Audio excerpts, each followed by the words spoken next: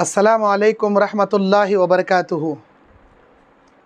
इन्नल हम्दुलिल्लाहि नहमदुहु व नस्तईनुहु व नस्तगफिरुहु व नऊज़ु बिल्लाहि मिन शुरूरि अनफुसिना व मिन सय्यिआति अअमालिना मन यहदिहिल्लाहु फला मुज़िल्ल लहु व मन युज़लिलहु फला हादिय लहु व अशहदु अल्ला इलाहा इल्लल्लाह व अशहदु अन्ना मुहम्मदन अब्दुहु व रसूलुहु अरसलहु बिल हक़्क़ि बशीरन व नज़ीरा। औज़ु बिल्लाहि मिनश शैतानिर रजीम। बिस्मिल्लाहिर रहमानिर रहीम। वमा अरसलना मिर रसूलिन इल्ला बिलिसानि कौमिहि लियुबय्यिन लहुम फयुज़िल्लुल्लाहु मन यशाअ व यहदी मन यशाअ व हुवल अज़ीज़ुल हकीम। रब्बि इश्रह ली सदरी व यस्सिर ली अमरी वहलुल उक़्दतम मिन लिसानी यफ़क़हू क़ौली। रब्बि ज़िदनी इल्मा। अल्लाहुम्मा अन्फ़अनी बिमा अल्लमतनी व अल्लिमनी मा यनफ़अनी व ज़िदनी इल्मा। अल्लाहुम्मा ज़य्यन्ना बिज़ीनतिल ईमान व जअलना हुदातम मुहतदीन। अज़ीज़ प्यारी मेरी बहनों, आज मैं आपके सामने दावत व तबलीग़ के मुफ़ीद कौन से पहलू हैं और दावत व तबलीग़ के मनफ़ी कौन से पहलू हैं, यानी हमारे दावत में मुफ़ीद कौन से असरात हो सकते हैं और मनफ़ी कौन से असरात हो सकते हैं, हमारी दावत के कामयाब बनाने के उसूल कौन से और नाकाम हो जाने के उसूल कौन से। इंशाअल्लाह आज मैं आपको इन बातों की तरफ रहनुमाई करूँगा। अल्लाह ताला जैसे कुरान में कहा, उदउ इला सबील रब्बिका बिल हिकमति वल मौइज़तिल हसनति वजादिलहुम बिल्लती ही अहसन। तुम अल्लाह की जानिब लोगों को बुलाओ, किस तरह? हिकमत के साथ और बेहतरीन नसीहत के साथ उनको अल्लाह की जानिब बुलाओ, और अगर उनसे कुछ बहस करना भी पड़े तो बेहतरीन अंदाज से उनसे गुफ्तगू करो। बिल हिकमति वल मौइज़ा, ये दावती मिशन को कामयाब बनाने के उसूल हैं, हिकमत और मौइज़त। हिकमत और मौइज़त क्या है? किसी भी दावती काम को इंसान सबसे पहले इल्म हासिल करे, फिर बाद में दावत का काम करे। सबसे पहले उस दावती मिशन के बारे में खूब मालूमात हासिल करे, उसके बाद दावती काम करे। दलाइल, बराहिन, कुरानी आयात, अहादीस, इन तमाम का इल्म आपके पास होना चाहिए। अगर आप किसी को रोकने गए, उसने आपको एक सवाल कर लिया तो फिर आपको जवाब देने नहीं आ रहा। सबसे पहले इल्म हासिल करें, सबसे पहले अपने अंदर बुर्दबारी पैदा करें। तो ये दावती काम को कामयाब बनाने के उसूल हैं। अगर और इसी तरह वक्त पर दावती काम को मुअस्सिर बनाने के फ़ायदे और दावती काम को नाकाम और बर्बाद करने के नुक़सानात, बुखारी की उस जामे हदीस से हम समझ सकते हैं, जिसमें अल्लाह ताला अपने नबी के ज़रिए एक बेहतरीन मिसाल हमको सिखाता है। वो क्या है? एक कश्ती है, समंदर में सफ़र कर रही हैं एक कश्ती से, जिसके दो पहलू हैं, एक नीचे का पहलू, एक ऊपर का पहलू।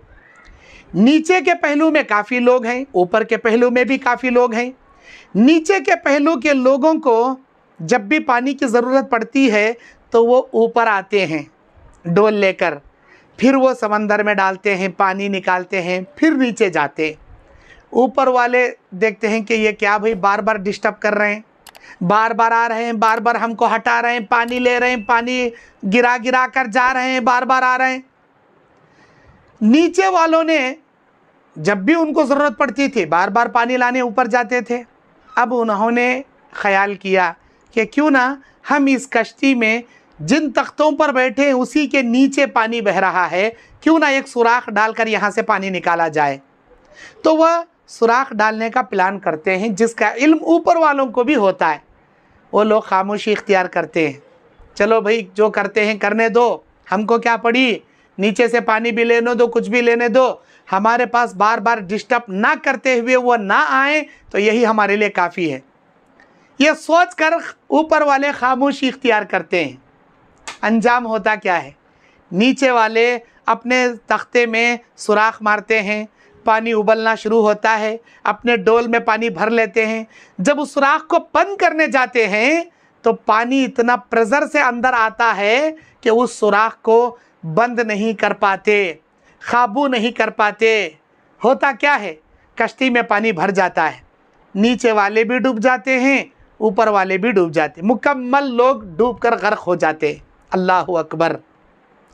अल्लाह के नबी ये मिसाल देकर कहते हैं, जब नीचे वाले ये बुरा काम कर रहे थे, ऊपर वालों को इल्म था, तो उनका फरीज़ा था वो इस काम से उनको रोकते तो खुद भी बचते, दूसरों को भी बचाते।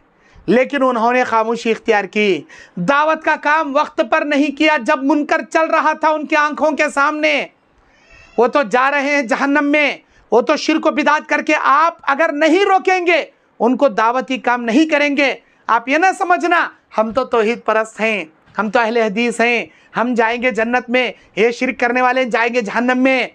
मेरी प्यारी बहनों, कल क़यामत के दिन जब वो जहन्नम में जाएंगे तो आपका दामन पकड़ेंगे।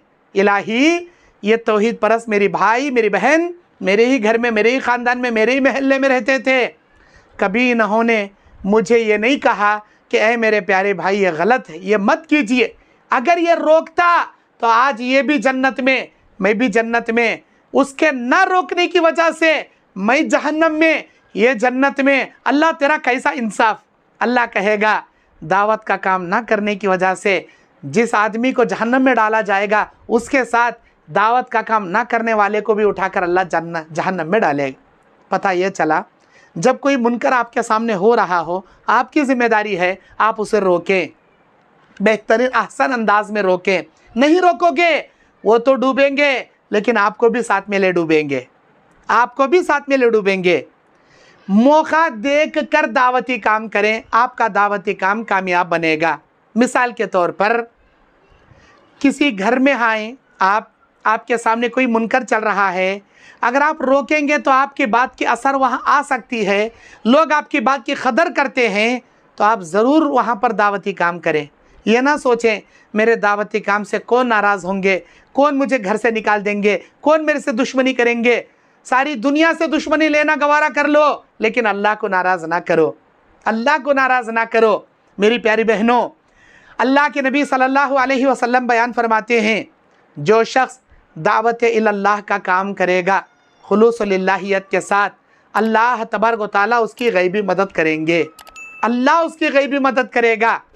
लेकिन मौका महाल देखकर दावती काम करें।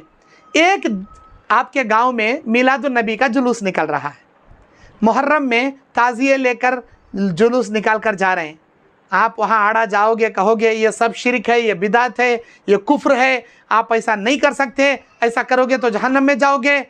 बग़ैर इल्म हिकमत के आपने वहाँ दावती काम करने चले गए, तो जुलूस में सारे लोग आपकी पिटाई करेंगे, आपको मारेंगे, क्योंकि आप निहत्ते अकेले हैं और जाहिलों की बड़ी फ़ौज है, वहाँ नादान लोगों की फ़ौज है। वहाँ मौका आपका नहीं है कि आप दावती काम करें, आप दावती काम करें। आपकी ज़िम्मेदारी है मौका देखकर दावती काम करें, मौके को देखकर आप दावती काम करें। और इसी तरह दावती काम को मुफीद बनाने के उसूलों में एक बेहतरीन उसूल ये है, जो लोग ज़बान समझ सकते हैं उनकी आम ज़बान में दावती काम करें।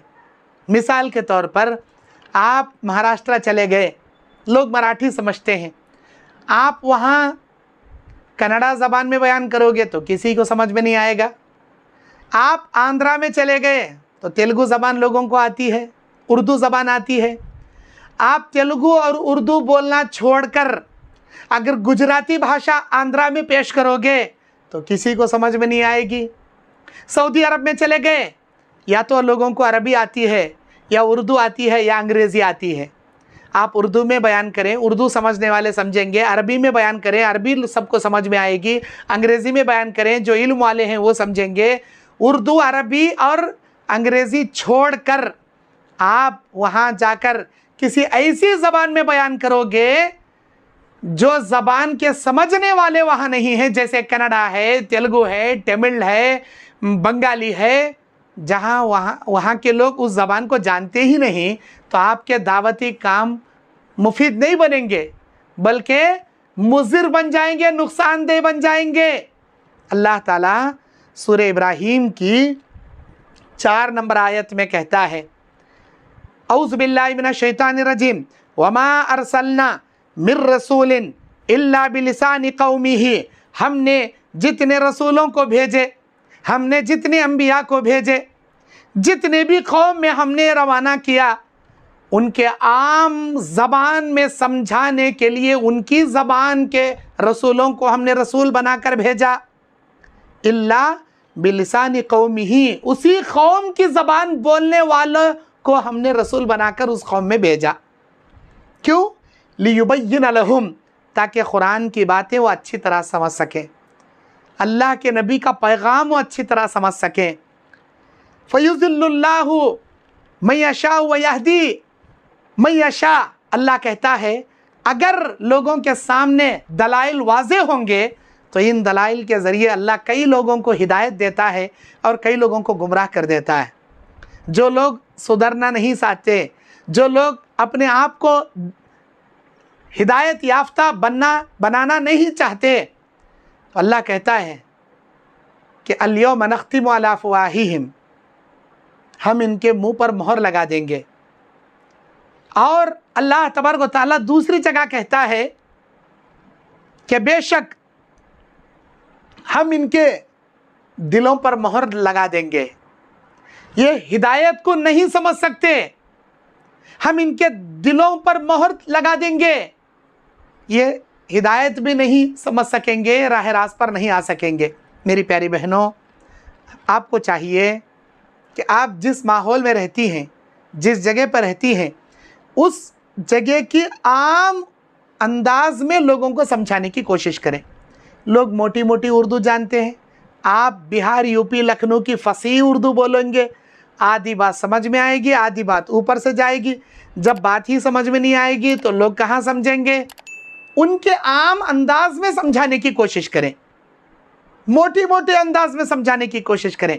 एक बेहतरीन दाई वही होता है जो सामने वाले के दिल में समझ में आने जैसे अल्फाजों के ज़रिए इस्लाम पहुंचा दे, इस्लाम की हक और सच बातें सामने वाले के दिल में उतार दे। ये सच्चे दाई की अलामत है। आपका दावती मिशन कामयाब हो जाएगा।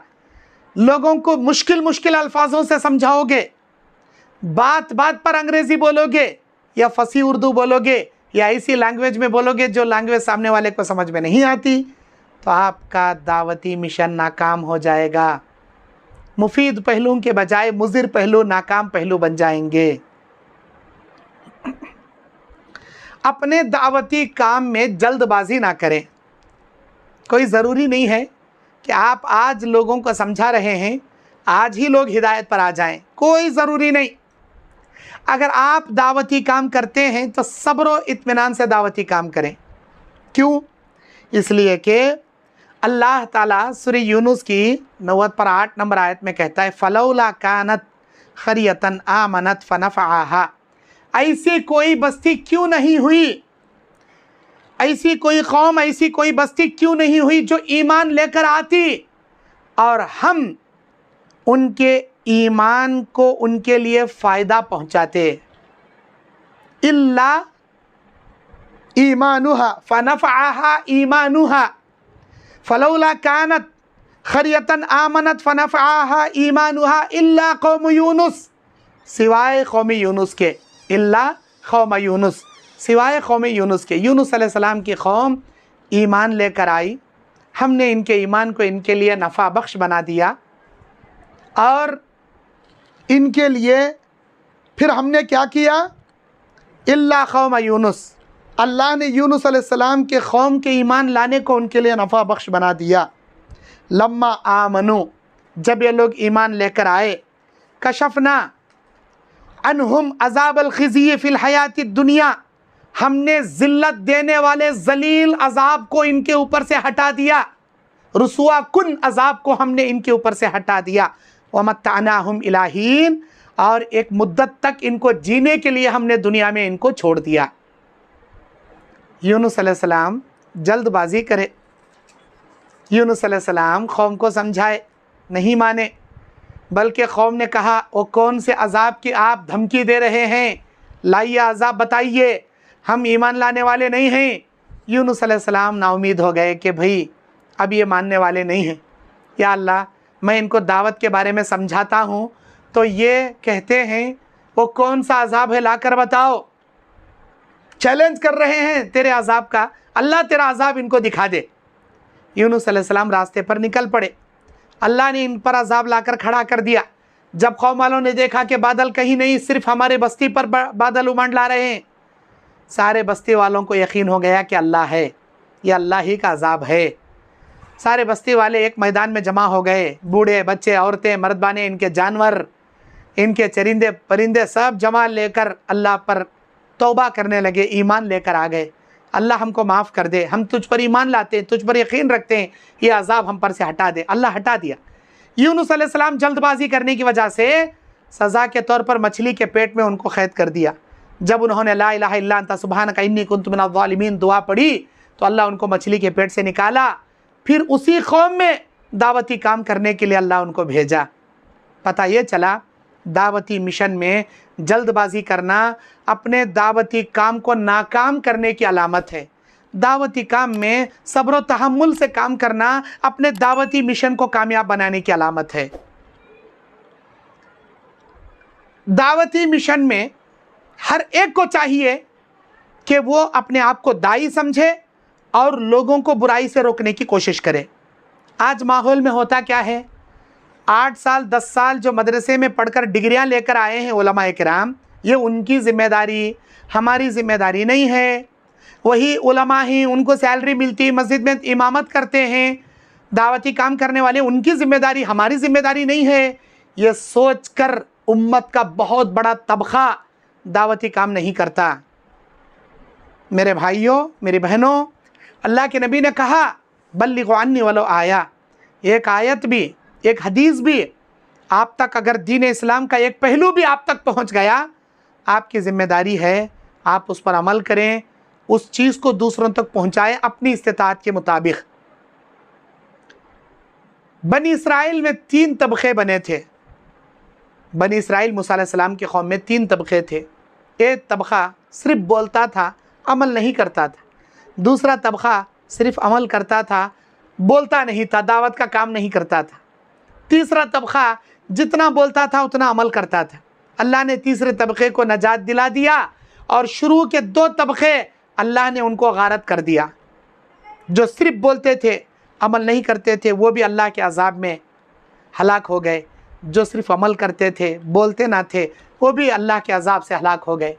मैं पूछना चाहता हूँ, आप किस पहलू में हैं? क्या सिर्फ बोलने वाले हैं या सिर्फ अमल करने वाले हैं, दावत का काम नहीं करने वाले?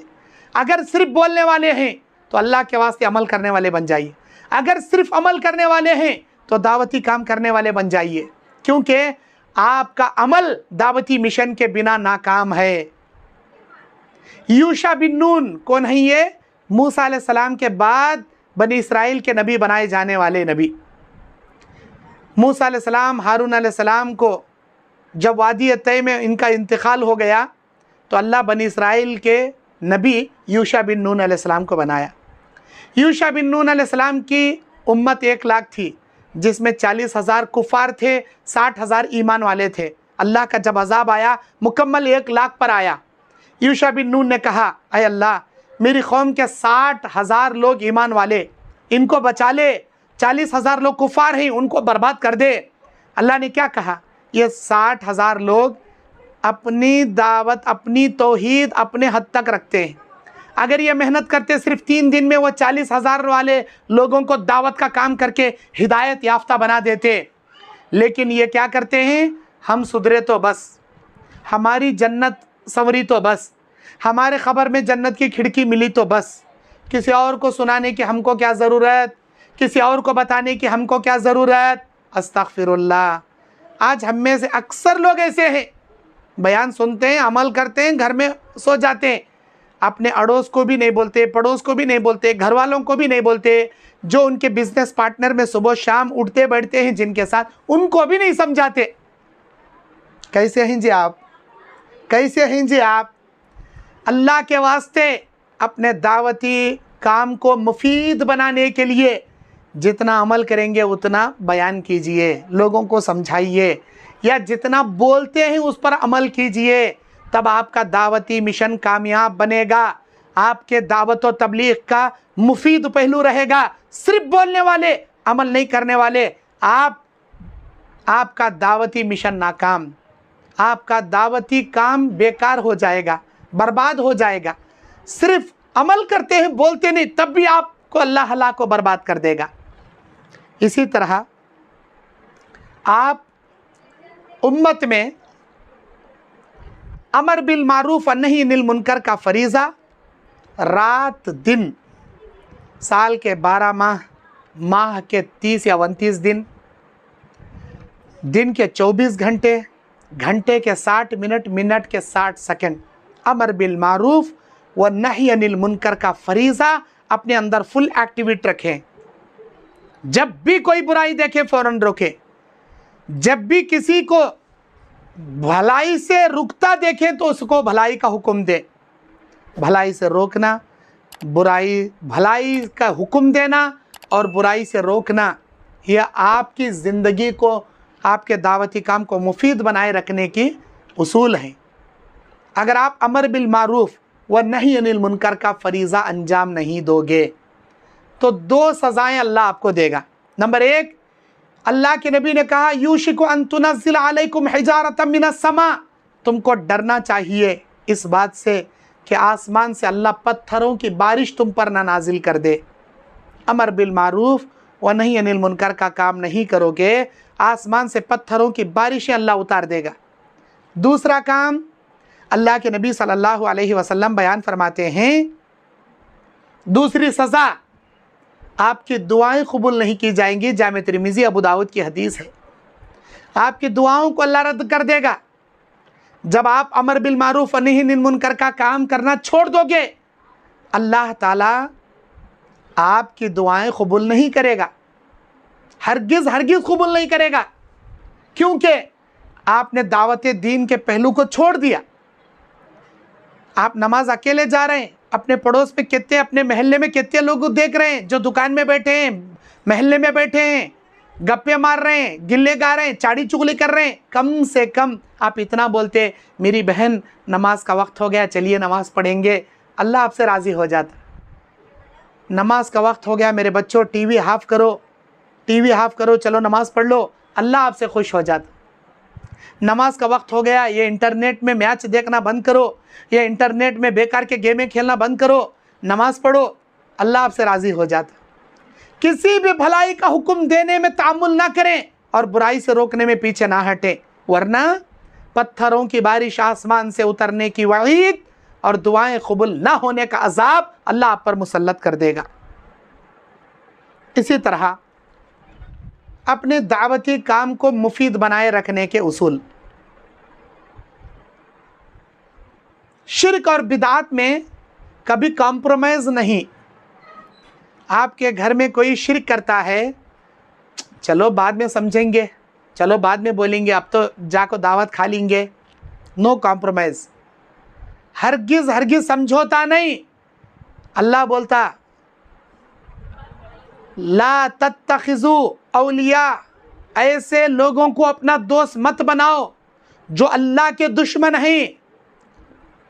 अल्लाह के नबी ने कहा अर्श इलाही के साए में 7 खुश नसीबों को अल्लाह जगा देगा, उनमें का एक वो अल-हुब्बु लिल्लाह वल बुग़्ज़ु लिल्लाह, अल्लाह के लिए मोहब्बत, अल्लाह के लिए दुश्मनी, अल्लाह के लिए मोहब्बत, अल्लाह के लिए दुश्मनी। अगर वो अल्लाह वाला है तो वो मेरा दोस्त है, अगर वो अल्लाह वाला नहीं है, दुश्मन है, तो वो मेरा भी दुश्मन है। अल्लाह का दुश्मन मेरा दुश्मन, अल्लाह का दोस्त मेरा दोस्त। शिर्क और बिदअत के कामों में कभी कॉम्प्रोमाइज़ ना करें। कोई हराम की दावत खिला रहा, सूदखोर, शराबखोर या शराब का धंधा करने वाला, सूदी कारोबार करने वाला, पहले जाको दावत खा लेंगे, बाद में समझा को बोलेंगे। पहले दिन से आप गलती ना करें, हराम का लुक़मा ना खाएं, पहले ही दिन से आप उसे रोक दें।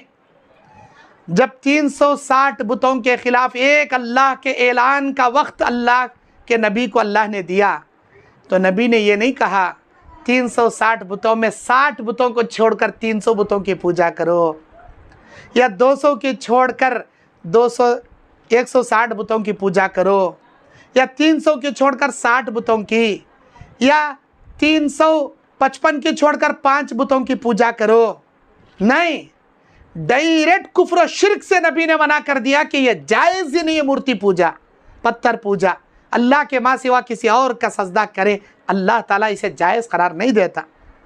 एक माबूद बरहक है, क़ुलू ला इलाहा इल्लल्लाह तुफ्लिहून, एक अल्लाह के सिवा कोई माबूद बरहक नहीं, एक अल्लाह पर ईमान लाओगे कामयाब बनोगे। तौहीद की दावत दो, शिर्क से रोको, नो कॉम्प्रोमाइज़, इसमें समझौता ना करो, मुशरिकों से दोस्ती मत करो, बिदातियों के साथ उठना बैठना कर कर उनकी बिदात से ना रोकने वाले बनकर अल्लाह की निगाह में मलऊन और मबगूज़ ना बनो। मलून कहते हैं जिस पर अल्लाह की लानत, मबगूज़ कहते हैं जिससे अल्लाह गुस्सा करेगा। अल्लाह की पनाह। दावती काम को कामयाब बनाने के उसूलों में अपनी ज़बान को मीठी बनाएं और अपने दिल को मोम बनाएं। ज़बान मीठी, दिल मोम। अल्लाह तबारक व तआला कुरान मजीद में कहता है, फ़बिमा रहमतिम मिनल्लाहि लिन्त लहुम, ये अल्लाह का फ़ज़ल है आपके ऊपर ए मेरे नबी कि अल्लाह ने आपको इनके लिए नरम बना दिया। लिन्त लहुम, अल्लाह ने आपको नरम बना दिया। फ़बिमा रहमतिम मिनल्लाह, अल्लाह की रहमत है आप पर, अल्लाह का करम है आप पर। लिन्त लहुम, अल्लाह ने आपको इनके लिए नरम बना दिया। वलो कुन्त फ़ज़्ज़न गलीज़ल क़ल्बी, अगर आप सख्त दिल होते या सख्त ज़बान वाले होते, लनफ़ज़्ज़ू मिन हौलिक, तो आज ये मुशरिकीन मक्का आपके इर्द गिर्द जमा होकर आपकी बातें ना सुनते, हरगिज़ ना सुनते। एक दाई को चाहिए अपनी ज़बान मीठी रखे और अपने दिल को मोम बनाए रखे। अगर आप अपनी ज़बान को मीठी नहीं रखोगे, अपने दिल को मोम नहीं बनाओगे, तो आपका दावती मिशन मुस्बत अंदाज से कामयाब नहीं होगा। ए मानता कि नहीं रे तू, ए सुधरता कि नहीं, ए समझता कि नहीं रे, छोड़ता कि नहीं रे, ये दीन में ज़बरदस्ती नहीं, कड़वे जुमलों से दावत नहीं होता, मीठे जुमलों से दावत का काम होता है। और सबसे पहले अपने दावती काम को कामयाब बनाने के लिए तौहीद और उनके अक़ीदे की इस्लाह करें। कोई आदमी मुशरिक है, दावें हाथ से खाना खा रहा, अरे मेरे भाई सीधे हाथ से खाना खाओ, अरे मेरे भाई टखने से नीचे कपड़ा है ऊपर उठाओ। समझाना तो ये चाहिए था कि शिर्क से बचो पहले, ये तो छोटे छोटे मसाइल हैं, बाद में भी आप समझा सकते थे। आप शिर्क से उसको नहीं रोक रहे, दावें हाथ के बजाय सीधे हाथ से खाना खाओ, खड़ो होकर पानी पीने के बजाय बैठकर पानी पियो, बाएं करवट लेटने के बजाय दाएं करवट लेटो, खड़े होकर पेशाब करने के बजाय बैठकर तहारत करो। छोटी छोटी सुन्नतें बता रहे, जबकि शिर्क से नहीं रोक रहे, बिदात से उसे नहीं बचा रहे। सबसे पहले अपने दावती मिशन को कामयाब बनाने उनके अक़ीदे तौहीद की इस्लाह करो। मुआज़ इब्न जबल को जब नबी करीम सल्लल्लाहु अलैहि वसल्लम यमन की जानिब गवर्नर बनाकर भेज रहे थे, तो आपने कहा था क्या है मुआज़, तुम जिस जगह पर जा रहे हो वहाँ अहले किताब रहते हैं, सुनो, सबसे पहले उनको तौहीद की दावत दो। अगर वो तौहीद मान लें तो दिन और रात में 5 नमाज़ों के बारे में उनको बताओ। अगर वो नमाज को मान लें तो रमज़ान में 1 माह रोज़े के बारे में बताओ। अगर वो उसे भी मान लें तो उनके मालदारों पर ज़कात फ़र्ज़ है, ज़कात के बारे में बताओ।